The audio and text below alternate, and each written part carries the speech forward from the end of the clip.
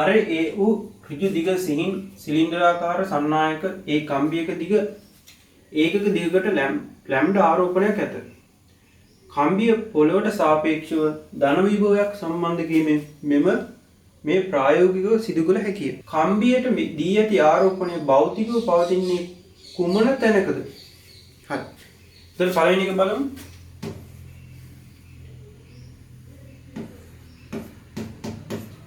මේ කම්බිය හරස්කඩ ගත්තහම මේ හරස්කඩේ බාහිර පෘෂ්ඨයේ තමයි මේකේ ආරෝපණය රැඳිලා තියෙන්නේ. එහෙනම් අපිට කියන්න පුළුවන් මෙන්න මේ විදිහට. මේක උත්තර පත්‍රයේ අඳින්න ඕනේ නැහැ. අපෙන් අහනවා ආරෝපණය තියෙන. අපි දන්නවා සන්නායක ද්‍රව්‍යයකට ආරෝපණයක් ලබා දුන්නාම ඒකේ ආරෝපණය පෘෂ්ඨයට ගමන් කරනවා. එහෙනම් මේකේ පෘෂ්ඨයේ තමයි තියෙන්නේ. එහෙනම් අපි කියනවා කම්බියේ බාහිර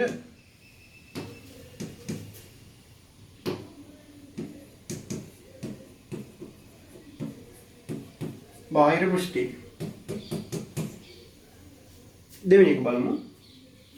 කම්බිය වටා යෝගී ගවුස් පෘෂ්ඨයක් සලකමින් කම්බියේ අක්ෂයේ සිට R විශාලයි A දුරකදී E විද්‍යුත් ක්ෂේත්‍ර තීව්‍රතාවය විශාලත්වය මගින් දෙන බව පෙන්වනවා. මේ එප්සයිලන් නෝට් යන නිදහස් අවකාශී පාරවේදතාවය. හරි බලමු දෙවෙනි එක. දැන් කම්බියක් තියෙනවා. කම්බිය මේක මෙන්න මේ වගේ ගවුස් පෘෂ්ඨයක් ගන්න ඕනේ සිලින්ඩරයක්. මේක අරගත්තට පස්සේ අපි ගන්නවා අරේ A අපි වෙන පාටින් ගමු. අරේ A මේ දිග L කියලා ගමු. ඒකක දිගක ආරෝපණය ලැම්ඩා කියලා දීලා තියෙනවා. එහෙනම් මට කියන්න පුළුවන් 5 සමානයි 5. මේ 5 කියන්නේ අර්ථ දැක්වීමෙන් කියන්න පුළුවන් EA කියලා. විද්‍යුත් ක්ෂේත්‍ර තීව්‍රතාවය වතාව වර්ගඵලය සමානයි ගවුස් ප්‍රමේය අපිට කියන්න පුළුවන් Q බෙදීම එප්සයිලන් කියලා. ආරෝපණය බෙදීම මාධ්‍ය පාරවේදතාවය. එතනදී නෝට් කියලා දාන්න ඕනේ. මේකෙදි E වෙනවට දැන් E තමයි හොයන්න යන්නේ වර්ගඵලය. මේ ගවුස් පෘෂ්ඨය අහුවෙන්නේ මේ වක්‍ර පෘෂ්ඨයට මේ සිලින්ඩරේ වක්‍ර පෘෂ්ඨයට තමයි අහුවෙන්නේ. මේ වෘත්තාකාර දෙක අහුවෙන්නේ නැහැ. හේතුව මේ බල රේඛා ගමන් කරන්නේ ලම්බකව. ඒකට අහුවෙන්නේ අර වක්‍ර පෘෂ්ඨය විතරයි. එහෙනම් ඒක වක්‍ර පෘෂ්ඨය කොහොමද ගන්නේ? 2πr reach. h වෙනවා කියන්නේ උසනේ. l කියලා තියෙන මේකේ 2πr l සමානයි ආරෝපණය. මේ ගවුස් පෘෂ්ඨයේ ඇතුලේ තියෙන ආරෝපණය කියන්නේ ලැම්ඩා වතාවක් l. ඒකක දිගක ආරෝපණය දිගින් ගුණ කරන මුළු ආරෝපණය හම්බ වෙනවා. එප්සයිලන් නෝට්. ඉතින් මේ දෙක කැපුවම උත්තරය හම්බ වෙනවා. E සමානයි 1ට ලැම්ඩා බෙදීම 2πr එප්සයිලන් නෝට්. මේක හම්බ වෙනවා. බලමු අපි තුන්වෙනි කොටස. කම්බියේ හරස්කඩක් ඇඳ ඒ වටා සම විභව පෘෂ්ඨ රේඛා අඳින්න. හරි. තුන්වෙනි එකේ කම්බියේ හරස්කඩක් අඳින්න කියනවා. මෙන්න කම්බියේ හරස්කඩ හරහට පේන විදිහ හරස්කඩ දරනවා එක. මේ සම විභව රේඛා අපි වෙන පාටකින් අඳින්න. ඒතර විභාගයේදී මාකින් ස්කීම් එකේ දීලා තිබ්බේ අවම දෙකක්වත් තිබෙන්න ඕනේ. මොකද මේක කියන්නේ සමවේ විභව රේඛා අඳින්න කියලා. සම විභව පෘෂ්ඨ. ඉතින් මේකේ අවම දෙකක්වත් තියලා. තව 3-4ක් තිබ්බ කියලා ඒක ප්‍රශ්නයක් නෑ. එකක් විතරක් ඇඳලා තිබ්බනම් ලකුණු හම්බෙන්නේ නෑ. හරි. කොහොම සම විභව පෘෂ්ඨ මේ කම්බියට යන්නේ ඒ වෘත්තාකාර හැඩ විදියටම තමයි සම විභව පෘෂ්ඨ තියෙන්නේ. හරි. ඊළඟ හතරවෙනි එක A සමානයි mu 10යි මයික්‍රෝමීටර් සහ ලැම්ඩා සමානයි 8.1 10 ගෙන 8යි. නම් කම්බියේ පෘෂ්ඨය මත විද්‍යුත් ක්ෂේත්‍ර තීව්‍රතාවය ගණනය කරන්න. දැන් A දීලා තියෙනවා 10යි මයික්‍රෝමීටර්. ලැම්ඩා සමානයි 8.1 10 ඍණ 8යි.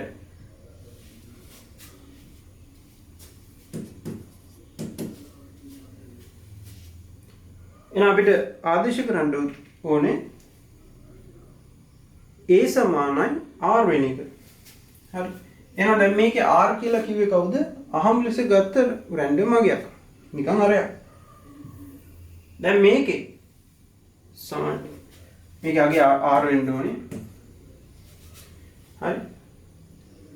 මෙන්න මේ R දුරකින් ගත්තට මේකේ අර A කියලා දීලා තියෙන්නේ. එහෙනම් අපි පෘෂ්ඨය ගැහුවා නම් R සමානයි A ආදේශ කරන්න ඕනේ. අපිට අහන්නේ පෘෂ්ඨයකනේ. කේන්ද්‍රයේ සිට A දුරකින් තියෙනවා කියන්නේ පෘෂ්ඨය තමයි. එහෙනම් R වෙනුවට දාන්න ඕනේ A කියන එක. මොකද මට දැන් ඕනේ R උඩ තියෙන. ඒ කියන්නේ පෘෂ්ඨය මත.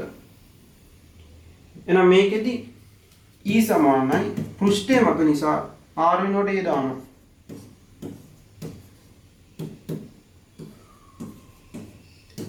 එහෙනම් මේකේ 8.1යි 10 ඍණ 8යි 2යි මේක 3යි කියලා ගන්න කියලා තියෙනවා නැත්නම් ගන්න බෑ 10යි 10 ඍණ 6යි 9යි 10 ඍණ 12යි මේකදී අපිට එනවා 1.5යි 10යි 8යි කියලා न्यूटन इधर E කියලා කියන්නේ F බෙදීම Q කියන්නේ නිව්ටන් කූලෝමීටර්. ඊළඟ ප්‍රශ්න බලමු. දැන් මේ කම්බිය කඩදාසි තලයට ලම්බක උද සමතල උද සමවිභව පෘෂ්ඨයක් සහිත වූ ඒකාකාර විද්‍යුත් ක්ෂේත්‍රයක් ඇති ප්‍රදේශයක ආසන්නයට ගෙනෙනු ලැබේ. කම්බිය අක්ෂයද කම්බිය තලයට ලම්බක වේ. රූපේ පෙන්වා ඇති පරිදි ABCD සහ F කඩඉරි මගේ නිරූපණය කරනු ලබන්නේ ඉහත සඳහන් කළ සමවිභව පෘෂ්ඨ හරස්කඩ කඩදාසි තලය මත පෙනෙන ආකාරය. මෙම කඩඉරි මගින් විද්‍යුත් ක්ෂේත්‍රයට අනුරූප විභවයේ රේඛා නිරූපණය කරන අතර සමවිභව රේඛා අදාළ විභවයද කිලෝවෝල්ට් වලින් නිරූපණය කරත. ඕනෑම සමවිභව රේඛා දෙකක් අතර පරතය මිලිමීටර් 2ක් වේ. මෙම සැකස්ම ඒ කම්බිය පොළොවට සාපේක්ෂව ධන විභවයක් සම්බන්ධ කර ඇත ඇනෝඩයක් ලෙස සැලකිය හැකියි. හරි. පළවෙනි එක ඇනෝඩය සහ සමවිභව රේඛා ඔබගේ උත්තර පත්‍රය පිටපත් කරගෙන තිත් මගින් ඊ සමවිභව රේඛා සලකුණු කර ඇති ස්ථාන සිට ඒ ඇනෝඩ කම්බිය දක්වා විද්‍යුත් බල රේඛා දින්න. මේ ඍණ විභව අපි දන්නවා දැන් විද්‍යුත් ක්ෂේත්‍රයක ධන ඉඳලා ඍණට තමයි විද්‍යුත් බල රේඛා ගමන් කරන්නේ. අපි දන්නවා ධන වලින් ඉවතට ඍණ දෙසටත් ගමන් කරනවා කියලා. එහෙනම් දැන් මේ ඍණ විභව කියන්නේ එයාලා ඍණයි. ධන විභව කියන්නේ ධනයි. අපි දන්නවා විභවයේ ධන තැන් වල ධන ආරෝපණ තියෙනවා. ඉතින් මේ ඍණයි කියන්නේ මේ ඍණ තියෙන්නේ. එහෙනම් විද්‍යුත් ක්ෂේත්‍රයේ තියෙන මේ පැත්තට කියන එක අපිට හොයාගන්න පුළුවන් විභවයේ දිහා බලලා. විභවයේ ඍණයි කියන්නේ ආරෝපණ ඍණයි. ආරෝපණ ඍණයි කියන්නේ විද්‍යුත් ක්ෂේත්‍රයේ ඒ පැත්තට තියෙන්නේ. එහෙනම් බල රේඛා ගමන් කරන්නේ මෙහෙට. ඉතින් මේක මේ සමවිභව පෘෂ්ඨ කියලා කියනවනේ. එහෙනම් සමාන්තර වෙන්න ඕනේ. අපි දන්නවා බල රේඛා මේ සමවිභව පෘෂ්ඨයට ලම්බක වේ කියන එක දන්නවා. මේ පැත්ත තමයි ගමන් කරන්නේ. හැබැයි මේක කම්බියක්. මේ කම්බියෙන් පිට වෙන්නේ මෙන්න මේ වගේ ඒවා. ධනාරෝපණය වෙන කියලා කියන්නේ. මෙන්න මේ වගේ.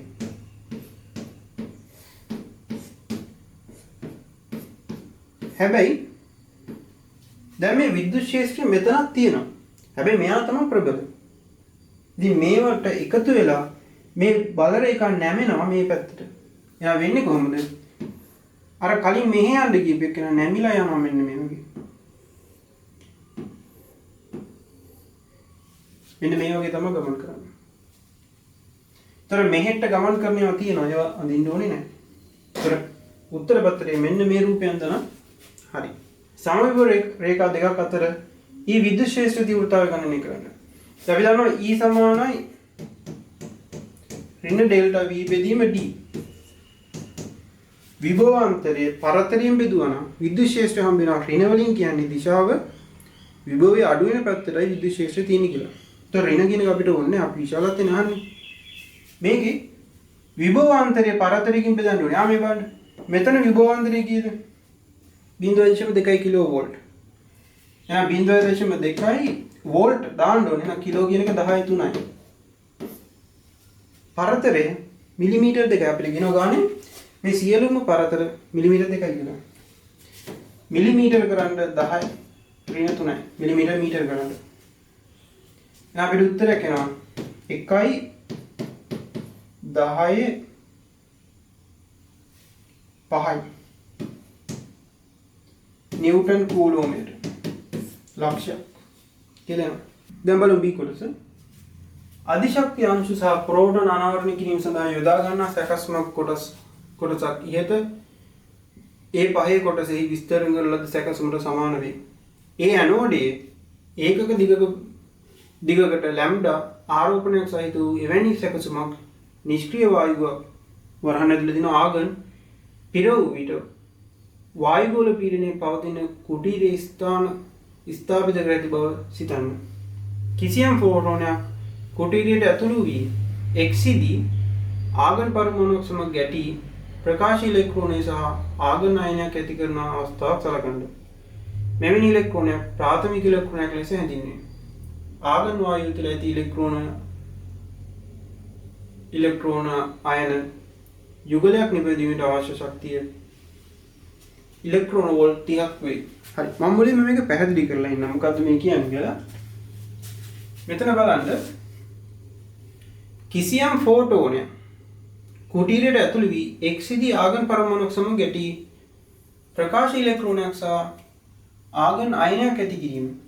ඒ කියන්නේ මෙතනදී ෆෝටෝනයක් ඇවිල්ලා ආගන් ඉන්නවනේ. මේ ආගන ඒ ආගන්ගේ ධන අයනයක් සහ ප්‍රකාශ ඉලෙක්ට්‍රෝනයක් මෙන්න මෙයාට කියනවා ප්‍රකාශ ඉලෙක්ට්‍රෝනයක්. මෙන්න මේ ක්‍රියාවලියට අවශ්‍ය කරන ශක්තිය ඉලෙක්ට්‍රෝන වෝල්ට් 30යි. ශක්තිය මයින් එකකක් නේ ඉලෙක්ට්‍රෝන වෝල්ට් කියන්නේ. මේකට අවශෝෂණය කරගන්න අවශ්‍ය කරන ශක්තිය ඉලෙක්ට්‍රෝන වෝල්ට් 30යි. එතකොට මෙයා ස්ථායි කෙනෙක්. මෙයාව මේ තත්ත්වයට පත් කරන්න එයා ශක්තිය අවශෝෂණය කරනවා. ඊට AV1 සනාන කළ විද්‍යුත් ක්ෂේත්‍රය නිසා ප්‍රාථමික ප්‍රකාශ ඉලෙක්ට්‍රෝන ලැබෙන ආරම්භක තොරණයේ විශාලත්වය සඳහා ප්‍රකාශනය MeV අචලෙන් ලියන්න.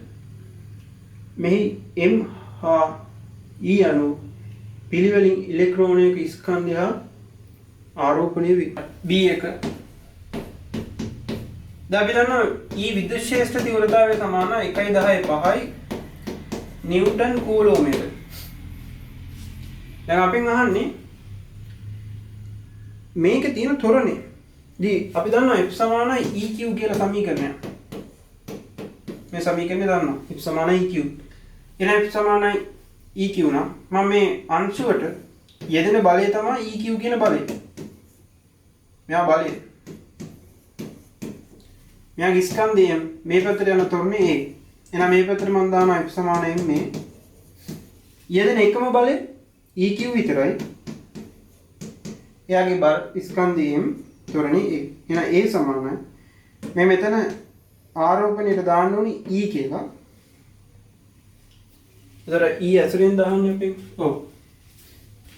එහෙනම් අපිට ගන්න පුළුවන් E බෙදීම M කියලා. E බෙදීම M කියලා. මේ බලය EQ M F සමානයි මේ දෙන්න. දෙවෙනි එක ඉලෙක්ට්‍රෝනය සහිත සාන්ත්‍රික තොරණේ නොවි ඒ ඇනෝඩයේ දෙසට VD ප්ලාවිත වේගයෙන් ගමන් කරන්නේ ඇයිද? පැහැදිලි කරන්න. දැන් ඔක ප්ලාවිත ප්‍රවේගයෙන් යන්න හේතුව තමයි ඒක ගමන් කරද්දී අර අනිත් අංශයක ගැටෙනවනේ. දැන් ඔය අංශු ඔය ඉලෙක්ට්‍රෝනේ අනිත් ආගන අංශුත් එක්ක ගැටෙනවා. ඒ ගැටෙද්දී තොරණයක් තියෙනවා. ඒ කියන්නේ ශක්තිය වැඩි වීමක් එනවා. එයාගේ ප්‍රවේගය වැඩි වෙන්න ඕනේ හරිනම්. ඒ වැඩි වෙන්නේ නැහැ හේතුව තමයි අර වැඩි කරගන්න ශක්තිය එයාලා අනිත් අංශුත් එක්ක ගැටුම් කරගෙන හානි කරගන්නවා. ඒක නිකන් මධ්‍යම ප්‍රවේගයෙන් තමයි මධ්‍යම ප්ලාවිත ප්‍රවේගයෙන් තමයි එයාලා ගමන් කරන්නේ. ඒතකොට ඒකට හේතු කියන්න ඕනේ මෙහෙමයි කියන්න ඕනේ ඉලෙක්ට්‍රෝන අනිත් අයන සහ ආගන් පරමාණු සිදු කරගන්නා ගැටුම් නිසා ඒවායේ ශක්තිය හානි වේ. එම නිසා ප්ලාවිත ප්‍රවේගයකින් දිගටම ගමන් කරයි. කියන්නේ ඊට ප්‍රවේගයෙන් ගමන් කරනවා කියලා කියන්නේ තොරණයක් තිබ්බා. ඒකේ ශක්තිය හානියක් වෙන නිසා.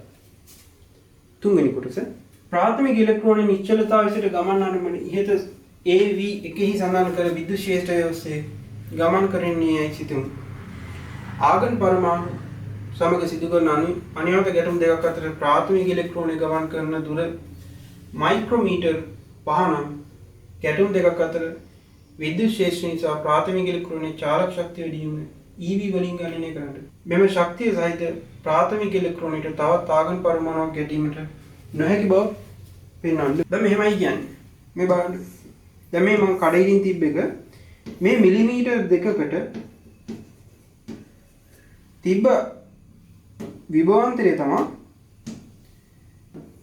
0.2 කිලෝ වෝල්ට්. හරි මම මේ අරයන්දී කඩේරි වලින් තිබ්බ සම විභව පෘෂ්ඨ. මිලිමීටර් දෙකකට 0.2 කිලෝ වෝල්ට් තියෙනවා. අපිට කියනවා මේ විභවාන්තරය හොයලා ඒක ඉලෙක්ට්‍රෝනය ගුණ කරනවා. මට හම්බෙනවා මේ 5 මයික්‍රෝමීටර වලදී ලබා ගන්නා ශක්තිය. හරි. එහෙනම් මෙතන පරතරය 0.5 මයික්‍රෝමීටර, මෙතන 2 මිලිමීටර. එහෙනම් මට කියන්න පුළුවන් මේ V' සමානයි V' සමානයි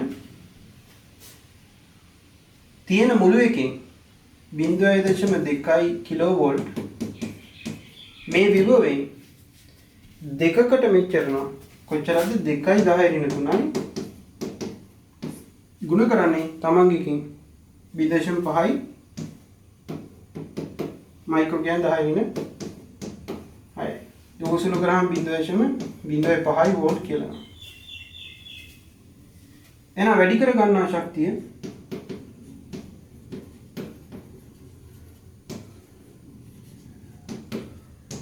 .05 වෝල්ට් ගුණ කරන එක ඉලෙක්ට්‍රෝනයි.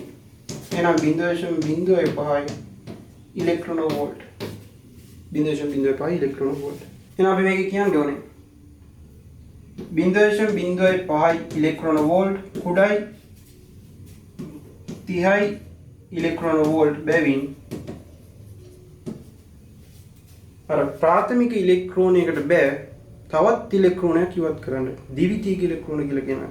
ඒ කියන්නේ ඒ ප්‍රාථමික ඉලෙක්ට්‍රෝනේ තවත් ඉලෙක්ට්‍රෝනයක් අයින් කරනවා. අර දෙවෙනි එක නඩ කියනවා ද්විතීයිකද. එහෙනම් ද්විතීයික ඉලෙක්ට්‍රෝනයක් මෙතනදී දෙන්න විදියක් නැහැ. අර ප්‍රාථමික ඉලෙක්ට්‍රෝනය ආයෙත් ගමන් කරලා වෙන කෙනෙක් වැදිලා ආයෙත් උරණ වෙලා වැදිලා ඔය විදිහට යනවා. ඉලෙක්ට්‍රෝනය අපිට වෙන්න මදි. මෙව ප්‍රාථමික ඉලෙක්ට්‍රෝනය. ඒ ඉලෙක්ට්‍රෝනය ඇනෝඩයට ආසන්න වූ විට ඉහත ඒ දෙකේ සඳහන් කරන ලද ප්‍රකාශනයේ දෙනු ලබන අධිවිද්‍යුත් ක්ෂේත්‍රයේ බලපෑම හසු වේ. එම තත්ත්වයටදී ප්‍රාථමික ඉලෙක්ට්‍රෝන ගැටුම් අතරතුර ඉලෙක්ට්‍රෝන අයන යුගල ඇති කිරීම තරම් ප්‍රමාණ ශක්තියක් ලබා ගන්න අතර මෙලෙස නිපදවන විද්‍යුත් ඉලෙක්ට්‍රෝන ඉනිද්විතිව ඇනෝඩයෙහි එකතු වීමට පෙර තවත් ඉලෙක්ට්‍රෝන අයන යුගල නිපදවයි. මේ ආකාරයට ප්‍රාථමික ඉලෙක්ට්‍රෝනයක් වගේ නිපදවන සම්පූර්ණ ද්විතීයික ඉලෙක්ට්‍රෝන සංඛ්‍යාව වායුව සඳහා වර්ධක සාධක ලෙස හැඳින්වෙන ඇනෝඩයේ කම්බිය මගින් ආරෝපණය ට්‍රැක්ස් කිරීමෙන් හැකියාව ඒට ධාරිතාවයේ ගුණ ඇති බව පෙන්눔 කරයි.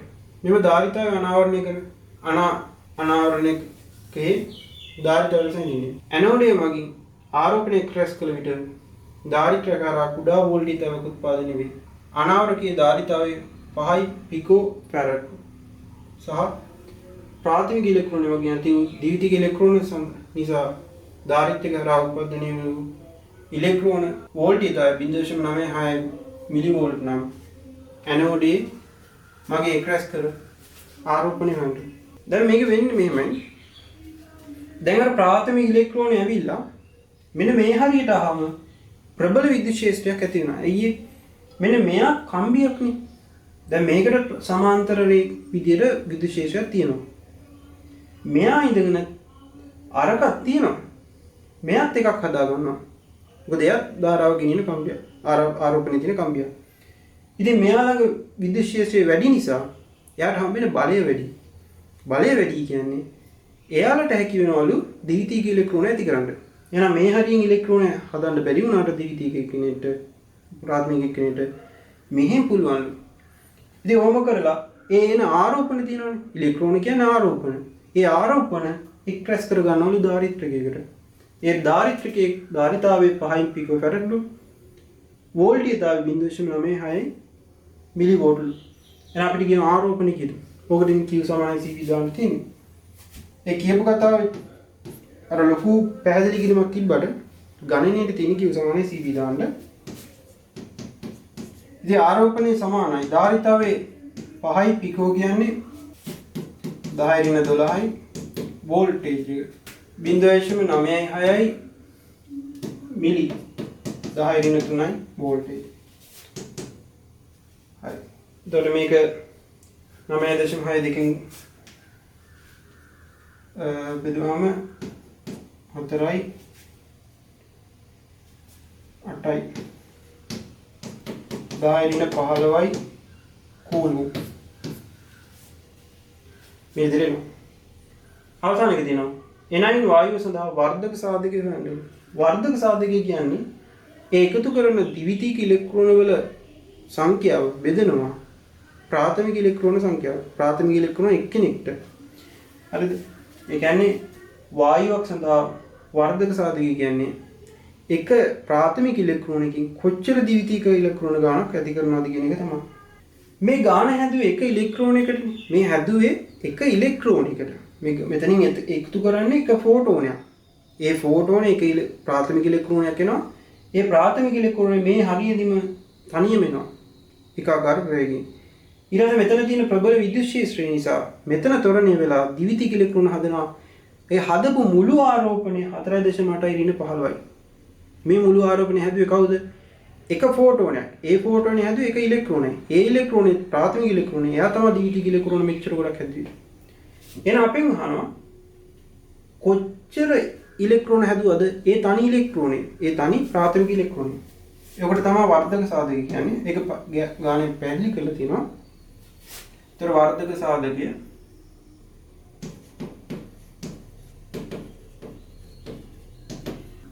4.8යි 10^15යි බෙදනවා 1.6යි 10^19යි උත්තරේ නම් 3000. ඒතර ඒක කියන්නේ ආරෝපණය බෙදීම ආරෝපණයක්. වර්ධක සාධකය 3000. ඒ කියන්නේ එක ප්‍රාථමික ඉලෙක්ට්‍රෝනයක් ද්විතීයික ඉලෙක්ට්‍රෝන 3000ක් හදනවා.